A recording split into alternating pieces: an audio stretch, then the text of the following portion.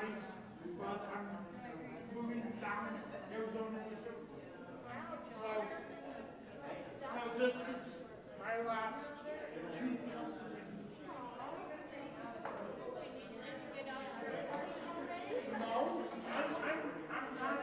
I'm not doing it until May 16th.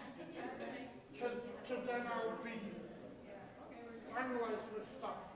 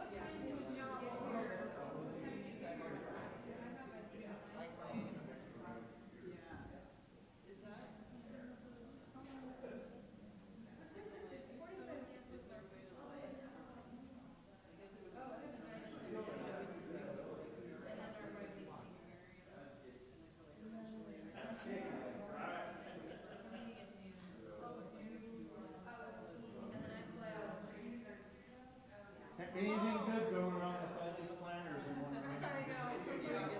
Dangerous corner of the room.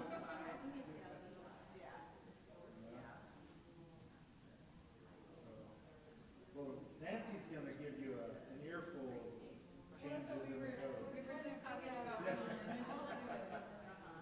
Well, you know what? Hold on. Thursday. You guys are having a meeting. The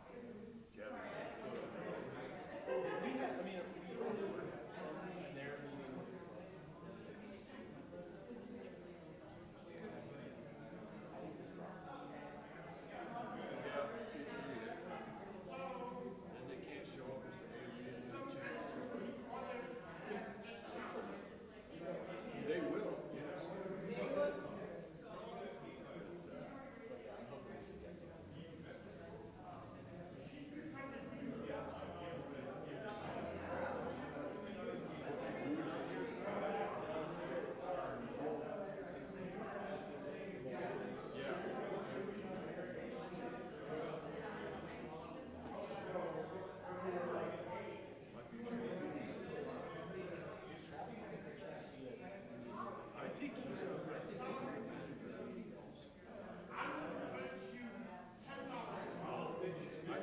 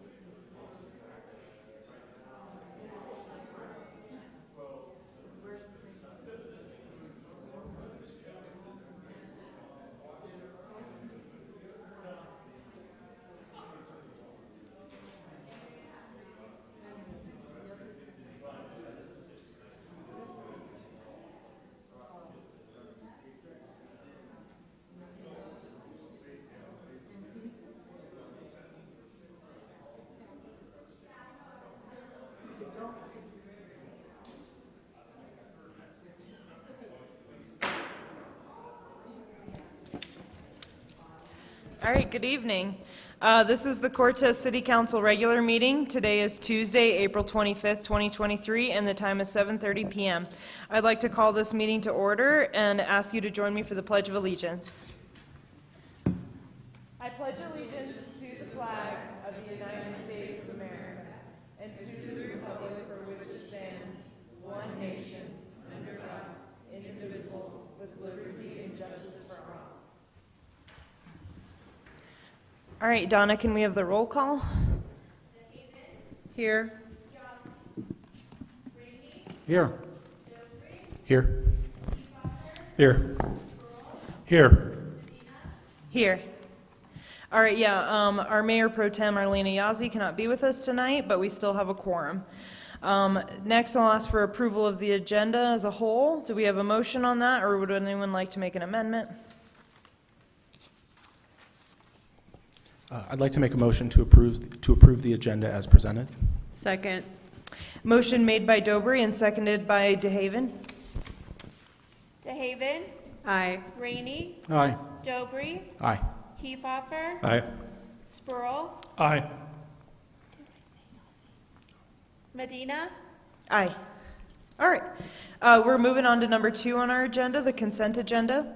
The listing under consent agenda is a group of items to be acted on with a single motion and vote. This agenda is designed to expedite the handling of limited routine matters by City Council. Either the public or a council member may request that an item may be removed from the consent agenda at the time prior to council's vote. I'll read the consent agenda and then see if a citizen or a council member wishes to have any specific item removed for discussion. A, approval of the council work session and agenda minutes of April 11th, 2023. B, approval of the expenditure list for April 25th, 2023. C, approval of a renewal application for a retail marijuana store license for Durango Organics LLP, DBA Durango Organics, located at 1013 East Main Street, Cortez. D, approval of a change in corporation structure, transfer of ownership, and renewal application for a hotel and restaurant liquor license for Ty Cortez LLC, DBA Ty Cortez, located at 1430 East Main Street, Suites 1 through 4, Cortez. E, approval of a renewal application for a hotel and restaurant liquor license for Fiesta Mexicana No. 3, Inc., DBA Fiesta Mexicana Family Restaurant, located at 430 North Highway 145, Cortez. F, approval of a renewal application for a fermented malt beverage off-premises liquor license for Western Refining Retail LLC, DBA Speedway number 9492, located at 2320 East Main Street, Cortez. G, approval of a renewal application for a fermented malt beverage off-site premise liquor license for Western Refining Retail LLC, DBA Speedway number 9496, located at 2021 East Main Street, Cortez. H, approval of 4 special event permits for Cortez Retail Enhancement Association, aka CREA, to host third Thursday events on June 15th, July 20th, August 7th, and September 21st, 2023 at Montezuma Park, located at corner of Market Street and Montezuma Ave. Is August 7th a typo? Or is that the right date? Because that's not the 3rd. I just want to make sure that's not going to disrupt their...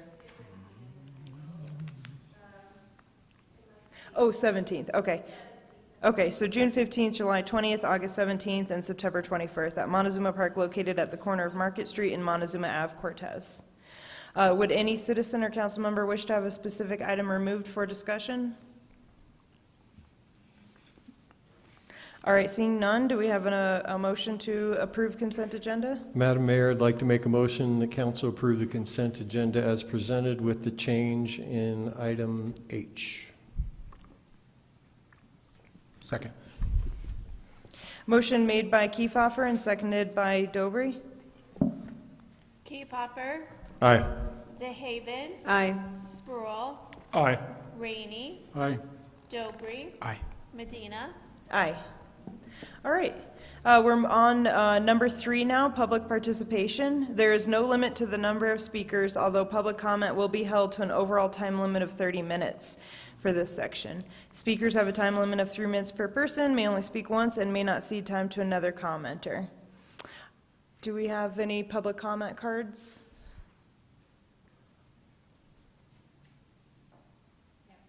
Okay. All right, with no public comment, we'll move on to number 4 on our agenda. 4A is March 2023 financial statements, presented by Kelly Koski, our finance director.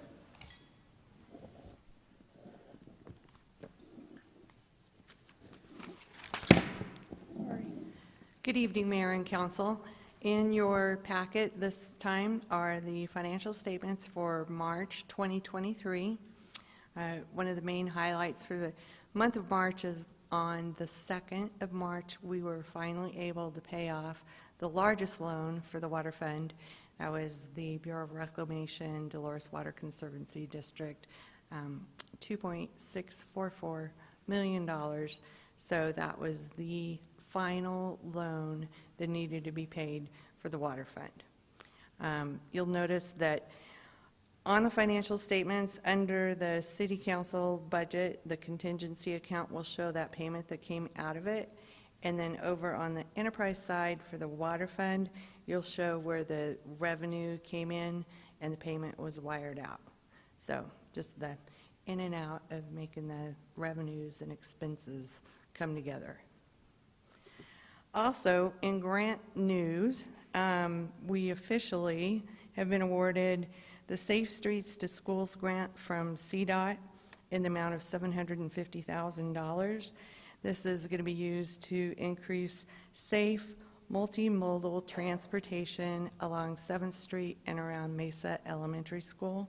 We're really looking forward to working with the school officials and the community and residents around Mesa Elementary School in this really exciting process that'll help us do a lot of needed updates in that area. Also, this month was the 1-year anniversary of our full-time grant administrator, and in that year, he has been able to bring in $1 million worth of grant funding for the city. Wow. Yeah. Thank you, Scott. Yeah. Yeah. Does anybody have any questions? I have a question about the multimodal, that grant. You know, because 7th Street has that great sidewalk on the east end. Are we going to connect that to Hawkins, or, you know, make that street more walkable? Because a lot of people end up having to walk in the bike lane. Right.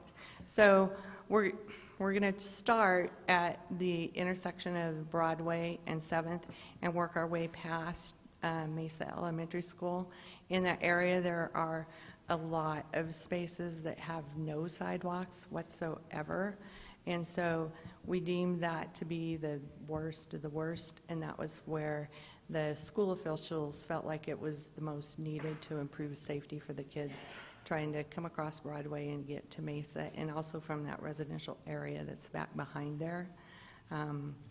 That was, in consulting with the school district, that was where they felt like was the most urgent need. So that's where we'll be starting. Okay. Yeah. Great. Yeah.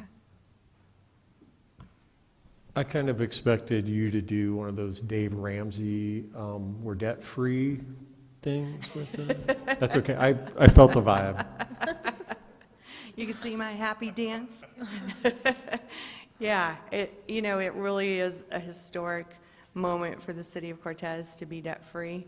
It is such a smart move for us to pay off those loans to the third parties and be able to control that debt on our own.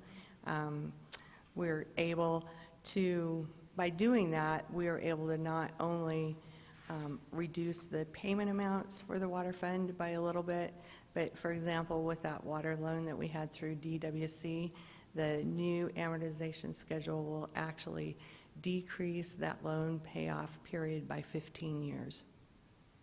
Wow. Yeah. Thank you. All right, thank you. Thank you, Kelly. Thanks for all your hard work. All right, moving on our agenda, 5 public hearings. We don't have any tonight. 6, unfinished business, there is none, so we're on 7, new business. 7A is a new application for a hotel and restaurant liquor license, presented by Donna Murphy, our deputy clerk. Thank you. Good evening, Mayor and Council. Agave Azul Taqueria and Bar LLC filed an application in the City Clerk's office on April 3rd, 2023 for a new hotel and restaurant liquor license to be located at 44 West Main Street. Council is directed by state statute to determine the needs of the neighborhood, the desires of the residents of the neighborhood, and to verify that the applicant is of good character. Fingerprints for the applicants were sent to CBI, and individual history reports have been completed. State regulations require that the local licensing authority schedule a public hearing not less than 30 days from the date of the application and set neighborhood boundaries. Public notice has been given by posting the premises, and a notice will also be placed in the Cortez Journal. Staff is requesting that council set a public hearing date of Tuesday, May 9th, 2023 for review of a new hotel and restaurant liquor license for Agave Azul Taqueria and Bar LLC, and set the neighborhood boundaries as the Cortez city limits. Thank you.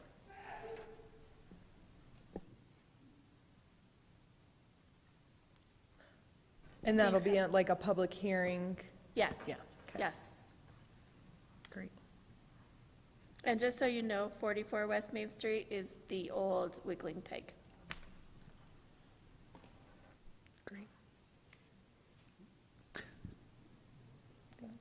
I move that council set a public hearing date of Tuesday, May 9th, 2023 for review of new hotel and restaurant liquor license for Agave Azul Taqueria and Bar LLC, DBA Agave Azul Taqueria and Bar, and that neighborhood boundaries be set as the city, the Cortez city limits. Second. Motion made by DeHaven and seconded by Kiefhoffer. Kiefhoffer, Aye. Dobry, Aye. Spruill, Aye. DeHaven, Aye. Rainey, Aye. Medina. Aye.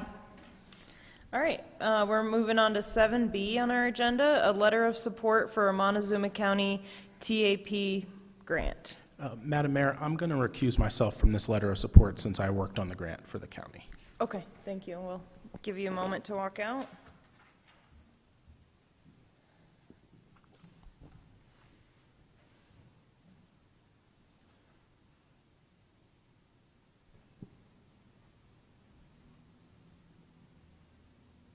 All right, presented by Rachel. Okay. Greetings, Mayor and Council. We were approached by the county for a letter of support. They are applying for a grant from the Federal Transportation Alternatives Program. It's slated to help cover design changes and inflationary budget increases for the Paths to Mesa Verde Trail Segment C and D in hopes of meeting the 2026 construction schedule. We also included attached a draft of the letter, and I'm here if you have any questions.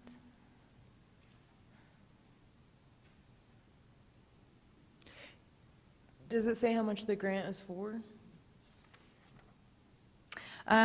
You know, I don't recall. I know overall it's a very large grant, but this one is just to help cover some inflationary costs because with everything going up, the amount that they were approved for prior to this is not enough to cover the project, so the planning. Okay. I know this is probably kind of a non-question, but we had an update, I think, several months ago regarding the project. Do we know how close the project is to being started at all? Well, they have a 2026 construction schedule, and I believe that is just for the section in between Mancos and Mesa Verde. So the section in between Cortez and the turnoff to Mesa Verde is probably a little further out. I mean, I do know, just from discussing this project for a very long time, that I think it started in around 2012. And as mentioned in the letter, it was singled out as one of the 16 most important unfinished trail projects in 2016. There's been a lot of design changes, and I think it's going to be in the CDOT right-of-way, so it has to be built up to basically highway standards. So that's one of the reasons why it's taken a while, and it involves multiple different agencies. It involves the federal government because it's Mesa Verde National Park. It involves state and I think BLM or another agency like that. So there's a lot of those hoops that the county actually has kind of led this project and had to jump through. Yeah, it's a huge project, but I think it has huge potential for economically for our community. And personally, I like as an outdoors or a cyclist, I look forward to someday using it.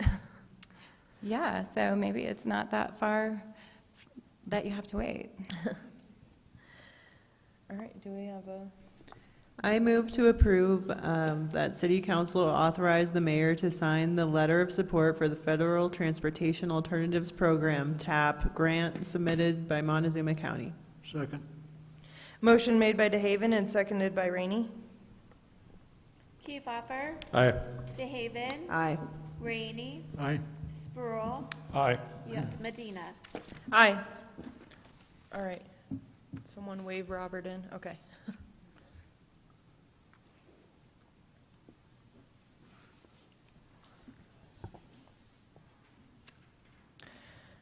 All right, we're going to move on to 7C on our agenda, Ordinance 1318, Series 2023, presented by Rachel March. Hello again. Yes, this is for the first reading for a designation of a historic property on Main Street. It's the old J.C. Penney building. The Historic Preservation Board met on March 8th to consider the application and merits of the structure and unanimously recommended that it be designated as historic. And included in the City Register of Historic Places. We did receive an application from the owner, which is required, and it met our criteria for that designation.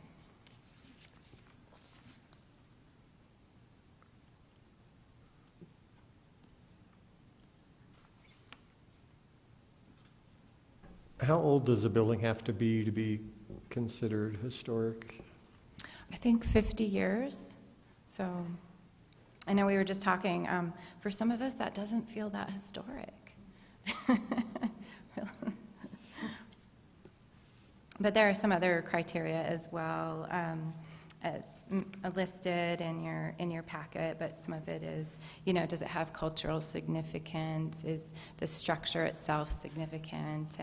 And this one fits a few criteria as far as cultural significance. I guess the J.C. Penney's was originally located in a different spot, but it was there for the longest period of time, and folks have a lot of fond memories of actually going shopping there.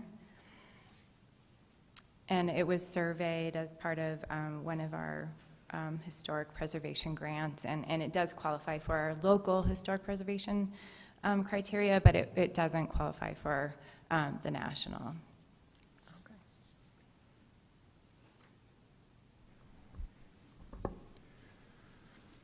Madam Mayor, I'd like to make a motion, City Council, I'd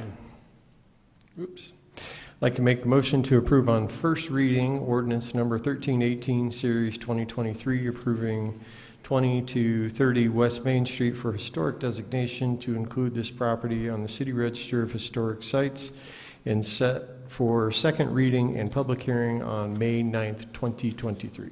Second. Motion made by Kiefhoffer and seconded by Dobry. Rainey. Aye. Spruill. Aye. Kiefhoffer. Aye.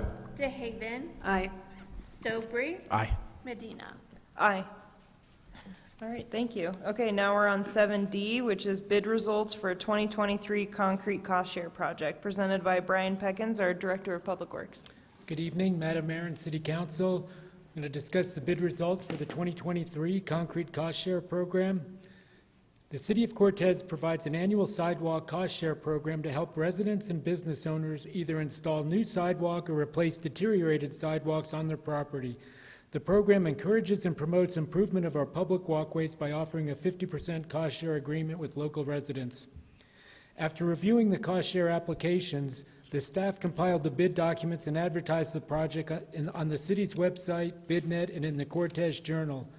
The invitation to bid was downloaded by 7 different contacts, and 5 sets of plans were picked up from the service center. An informational pre-bid meeting was held on March 24th with 3 potential bidders in attendance. The bid opening was held on April 13th, with 1 bid received from Chavez Construction Corporation at $153,785. This is approximately 23% lower than the engineer's estimate of $201,781. The Street Capital Fund has a total of $250,000 budgeted for concrete, cost share, and storm drain work this year. The staff recommends that the 2023 concrete cost share project be awarded to Chavez Construction Corporation at their bid price of $153,785. Subject to any questions? Congratulations for getting more than 1 bid. Well, we only had 1 bid, but we had a lot of interest.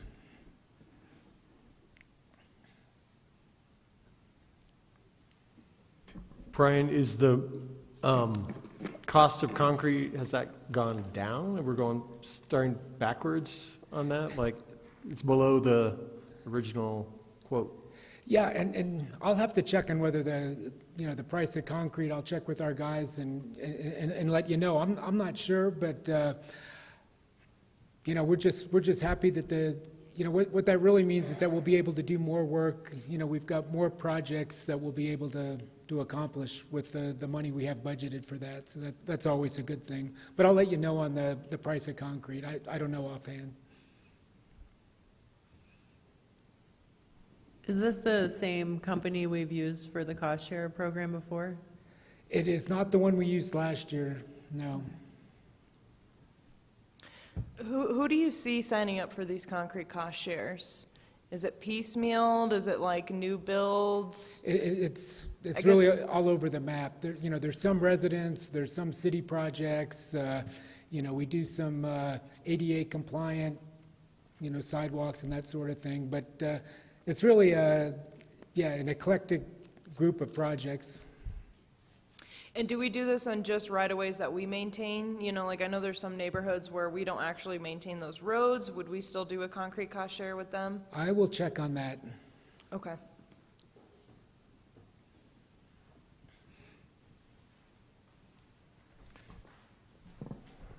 Madam Mayor, I move to award the bid for the 2023 concrete cost share project to Chavez Construction Corporation at its bid price of $153,785. Second. A motion made by Kiefhoffer and seconded by Dobry. Kiefhoffer. Aye. Rainey. Aye. DeHaven. Aye. Dobry. Aye. Spruill. Aye. Medina. Aye. All right, now we're on 7E, bid results for the 2023 Cedar Street Improvement Project. Brian? Okay, yeah, this is our one capital improvement project for 2023. And the City of Cortez and the Cortez Sanitation District will be combining efforts this summer to replace water and sewer mains on Cedar Street from 7th Street South to Apple Drive. The city will be removing 1,740 linear feet of cast iron water line and replacing it with PVC water line, along with 5 service line connections, house services, and all fittings. Upon completion of this work, the city will be replacing 180 square yards of sidewalks, curb ramps, curb and gutter, and then the city will excavate 7,500 square yards of roadway, lay a base course fill, and put down new asphalt paving. The city and district contracted with SGM and utilized public works staff to develop plans and specs for the project, which was advertised on the city's website, BidNet, and in the Cortez Journal.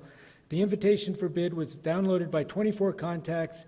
8 sets of plans were picked up from the service center. A mandatory pre-bid meeting was held on March 27th with 7 potential bidders in attendance. The bid opening was held on April 13th with 2 bids received from Candelaria Construction and D&L Construction, who was our contractor last year. And also, as a side note, the sanitation district has already approved this project. The street capital fund has $1,175,000 budgeted, and the water capital fund has $754,000 budgeted for the Cedar Street Improvement Project. An intergovernmental agreement has been authorized between the city and district with a cost share allowance depending on the nature of the work. Staff recommends that the 2023 Cedar Street Improvement Project be awarded to Candelaria Construction at their bid price of $1,596,803.04, which is considerably below the engineer's estimate again. So good news on that. Any questions?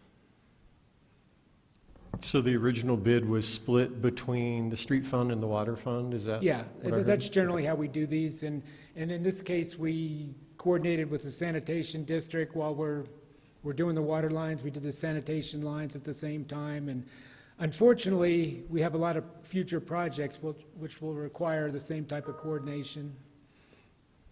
Would fiber be included? Are there any other things that might be in there? Fiber, they have, I forget the name of the company, but they have contacted us, and they may be willing to install some fiber while we've got the trenches open.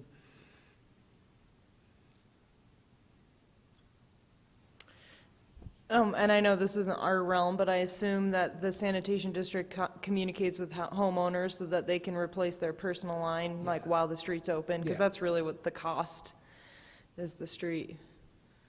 Yes. Okay.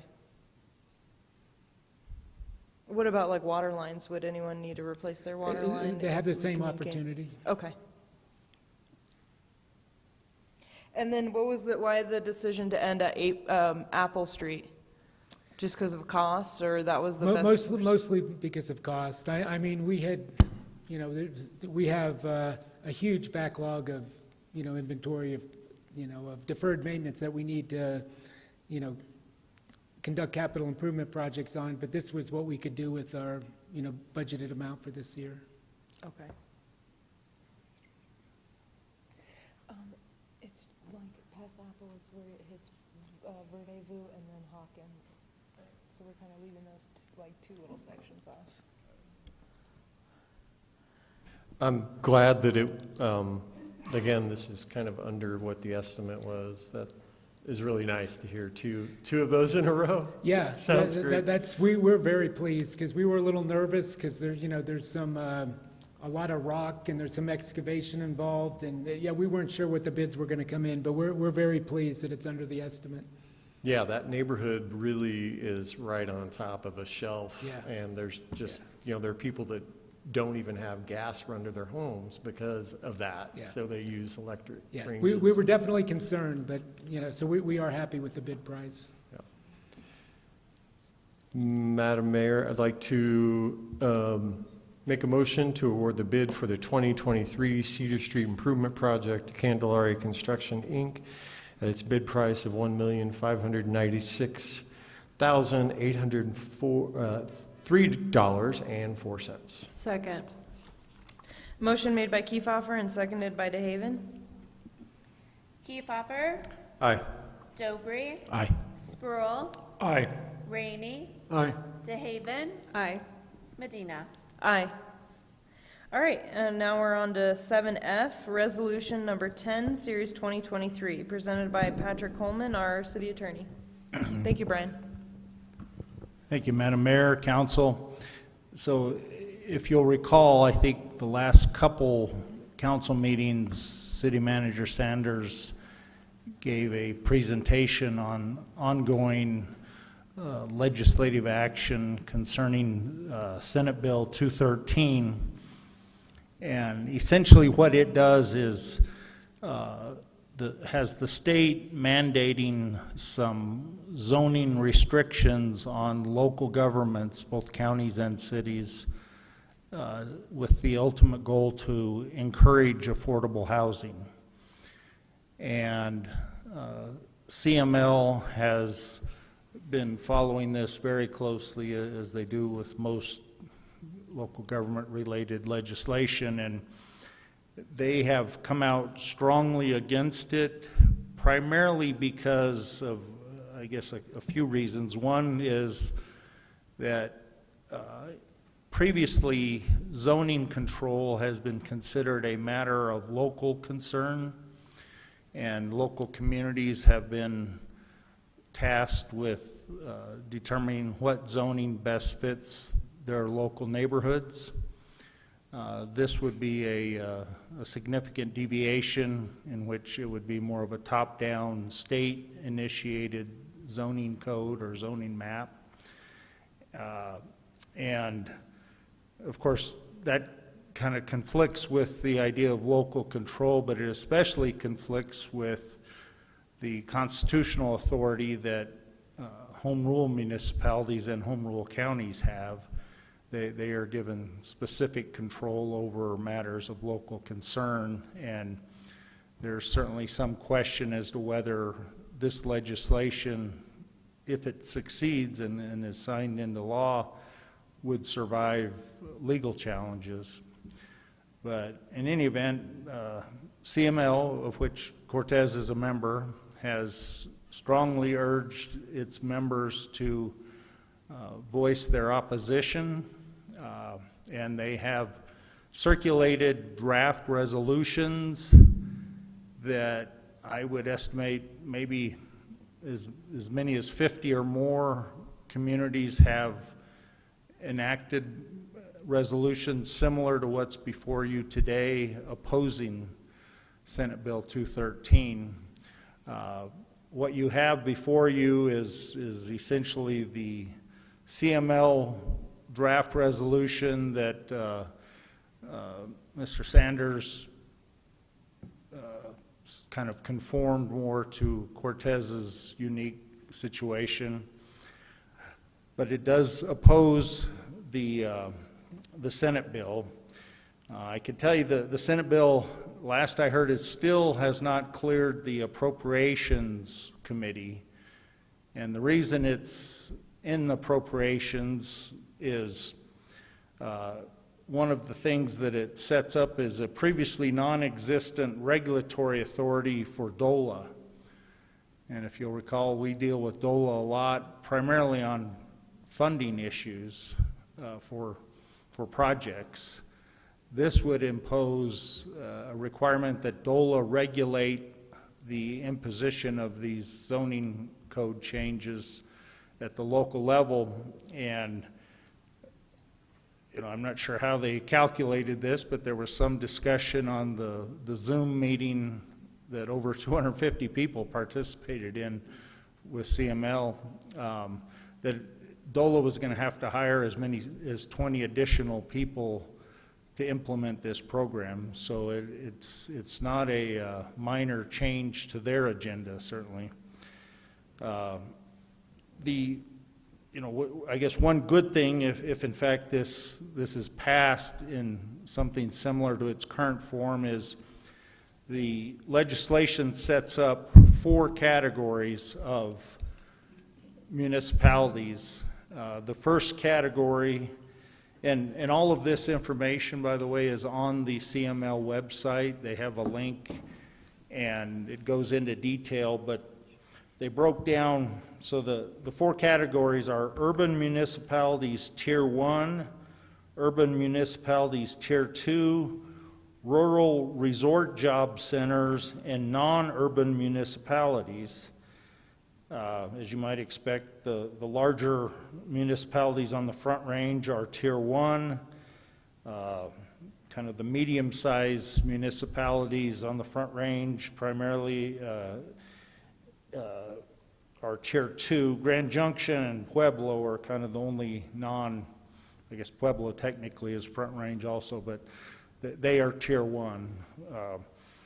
Rural resort job centers are all of the ski area towns and resort towns. Glenwood Springs is considered rural resort. Durango is one. The non-urban municipalities are any of them that don't fit those other categories but have at least 5,000 population, which Cortez falls into the non-urban municipality category. The restrictions are less for Cortez's category, so it's probably not as big of a concern locally as it might be, at least as far as the specific restrictions of this bill. The main concern I think that CML is pointing out is that the top-down enforcement of previously local regulations, and especially as they apply to home rule municipalities and counties, is what worries CML, and I would certainly add my voice to that, that I think the Constitution has home rule status for a reason, and it does give extra latitude for home rule entities to do their own land use zoning, and this would certainly impinge on it. One of the other concerns is that there's a safety clause in the current legislation that eliminates the right of referendum for the voters. So the voters can't overturn this legislation, and voters currently have the right of referendum for local zoning regulations. So if you pass something, a zoning code amendment that the locals don't like, they can refer it, and you have to put it on the ballot and let the voters decide. That is not available for the statewide legislation. But in any event, that's kind of a quick summary. I think, as I said, well over 50 municipalities have written letters or resolutions opposing the legislation. I suspect we're going to have maybe another bite at the apple this legislative session, because this is something that's going to be continually amended, and I think you're going to see changes. Some of them may be eliminate some of the concerns that CML has. They were not optimistic. The legislative lobbyists and the general counsel at CML felt that the end product is not going to be something that they would be able to support, but you never know. It's the legislative process, and it may not make it out of committee for all I know. But in any event, what you have is a resolution where you go on record opposing the legislation as it currently exists, and it speaks more in generalities, and that's intentional, because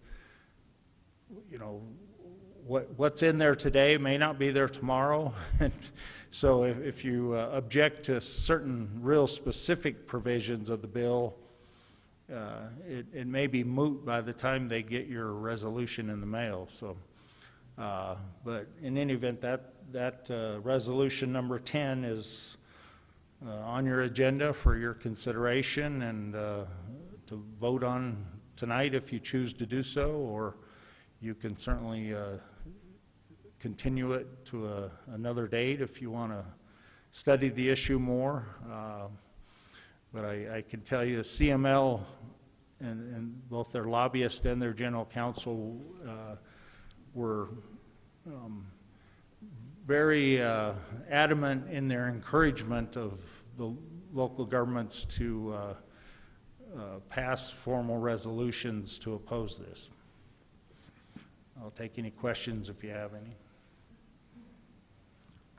Pat, are they basically CML thinking that this is kind of a preemptive, since it's so early and it's not really to the official stage yet, that if they hear from enough municipalities that are opposed to it, then maybe they'll change plans? Or I think they believe that to be the case, and I think certainly that's probably the case in a lot of legislation. If they hear significant opposition or support, and quite frankly, I'm sure there are organizations that support this, some of the, affordable housing groups and homeless advocates and those types of groups, I think, are supporting this. So they're hearing it from all sides, and but it's the squeaky wheel effect. If they hear from enough from one side, then they tend to vote with that constituency. They'll vote accordingly. But yeah, I think, and certainly passing this resolution doesn't mean that 2 weeks later, if they amend a bunch of the provisions and makes it more palatable, this council could pass a second resolution supporting it. But right now, the CML didn't think that the amendment process would produce any significant changes, so they recommend that we oppose it. Go ahead, David. Pat, this bill is still being negotiated, and there have been numerous amendments presented already. So I am concerned about voting on something that isn't finalized or brought up as a done deal. And also, I wonder, Colorado's in a housing crisis, as is we are maybe ahead of a few of the cities, but we're still far from where we need to be. And I'm just wondering, given that, what does the state have to gain by this bill? Well, I think, and it's proposed primarily by, I think, Denver metro area legislators that are dealing with extraordinarily high housing prices, and apparently have determined that the local jurisdictions haven't done enough or a good enough job imposing their own regulations to try to help the affordable housing situation. And in terms of whether we should support or wait, I would say that once it's kind of in final form, it may be too late to oppose or support, because at that point, the negotiations are kind of over with. So unfortunately, the way our, if you've ever watched how the sausage is made in the legislature, it's a messy process, and you have a lot of differing interests and lobbyists that are pushing constantly, and I think if you don't speak, you may lose your voice at some point in the process.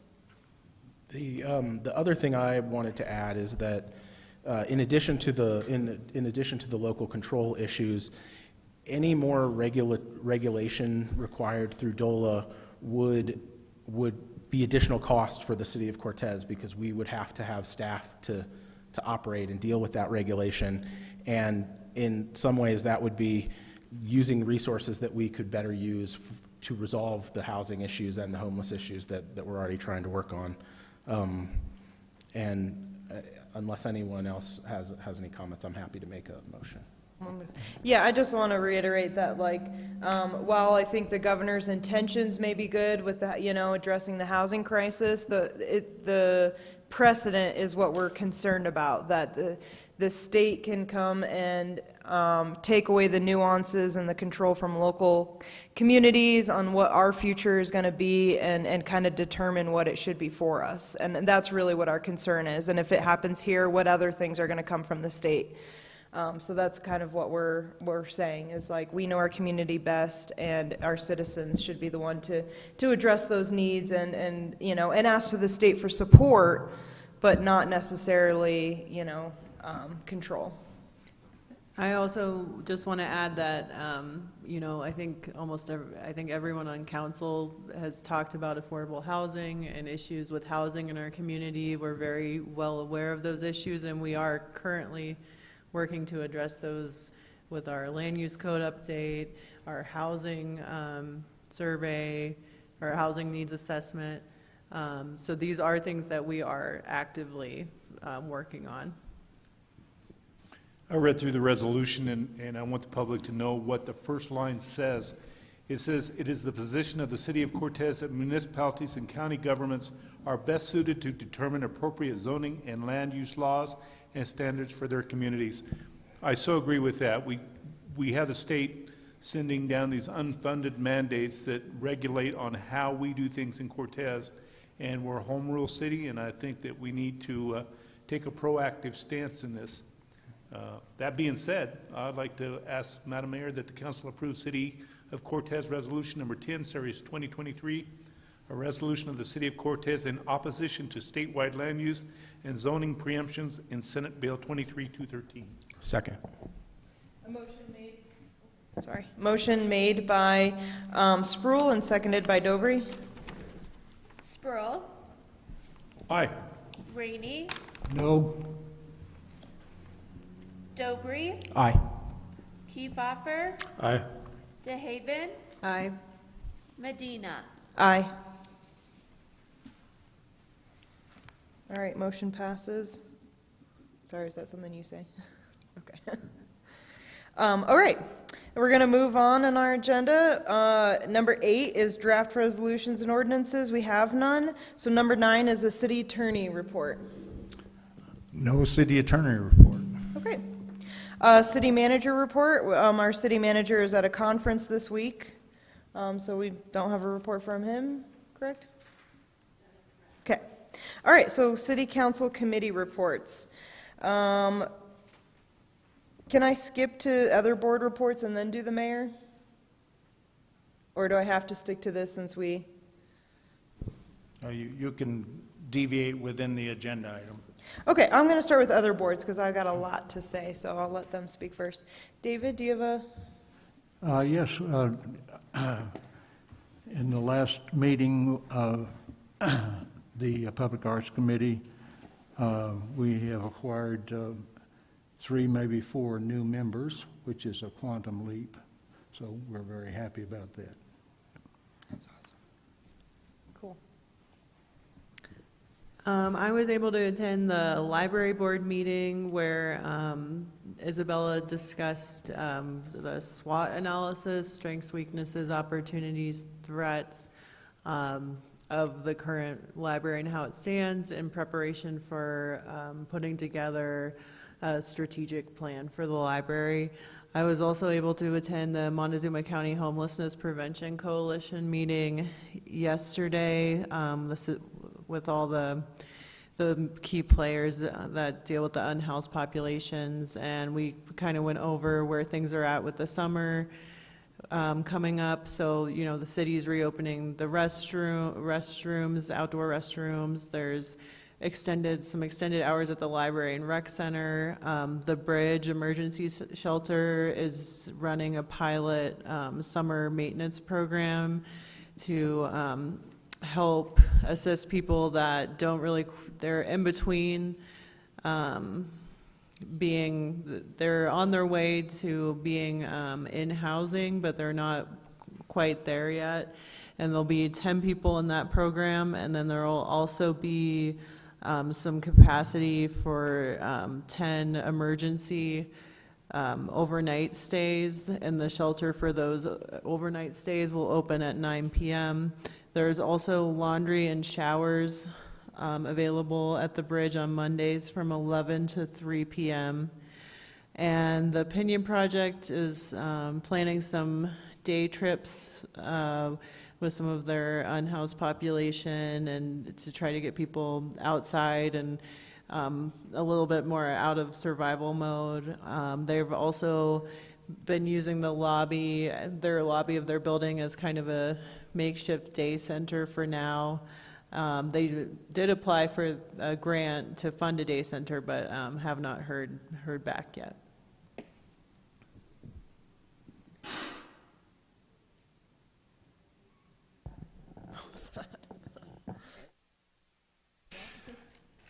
I was unable to attend the Parks, Recreation, and Forestry Advisory Board meeting last Friday because we had a makeup day for all the snow days. But I did have a quick update just on a couple of things. We've been talking about doing away with reservations for the lap lanes at the indoor pool at the rec center. And I want to say that Creighton and some of his folks did their due diligence and talked to 85 people who use that service, and there was only one person who was opposed to doing away with it. So we'll no longer have that reservation system for lap lane. Also, they talked about forming a subcommittee under the Park, Recreation, and Forestry Advisory Board in lieu of a separate tree commission, and 3 members of the Park, Recreation, and Forestry Advisory Board stepped up, and they are going to serve on that subcommittee, so we don't have two things going on at the same time. So are the pool lap lanes just first come, first serve? Yes. Okay. With no time limit? Yeah. Okay.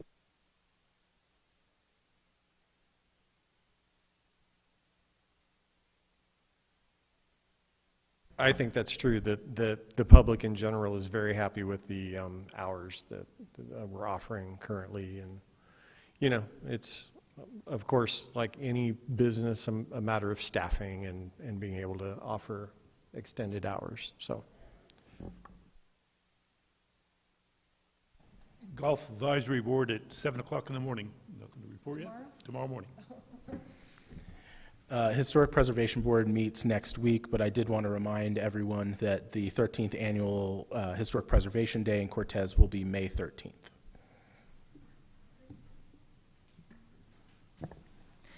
Okay, I'll give a report on the workshop and then the other things I've attended. So in our workshop, we had representatives from Logan Simpson get our feedback and ideas on our land use code update. And they took a tour of Cortez today and got to see the different areas of Cortez, see the different zoning, vacant lots, and areas we want to address with housing.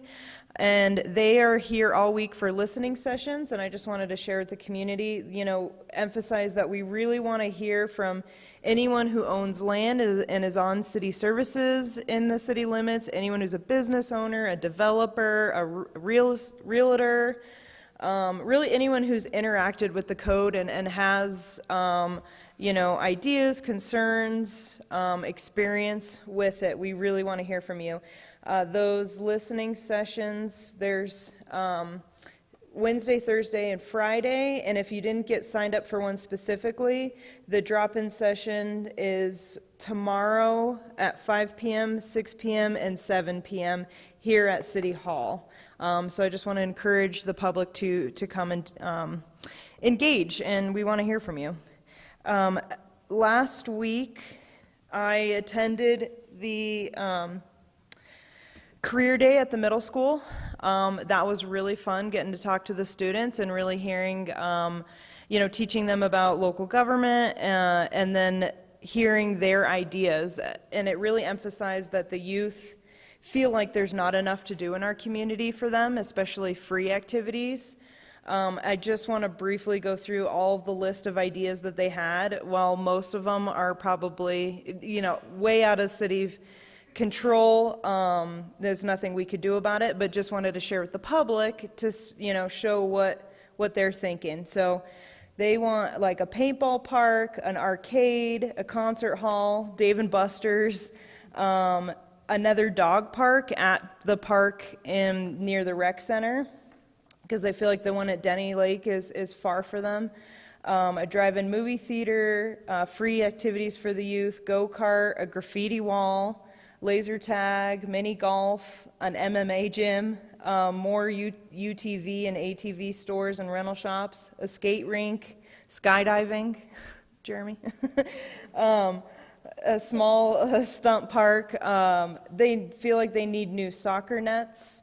They want a trampoline park, a water park, and then getting into food, they want an A&W, a Chick-fil-A, In-N-Out Burger, Olive Garden, Red Lobster, Red Robin, Zia's, and then more trees around the town. So they're pretty full of ideas. So if any business or entrepreneur is listening, that's for the kids. The one thing I will say is that they have more ideas about that than they do geometry that I taught today. I mean, everything you just mentioned. We can tell what they spend their time thinking about. Composite volume, crickets.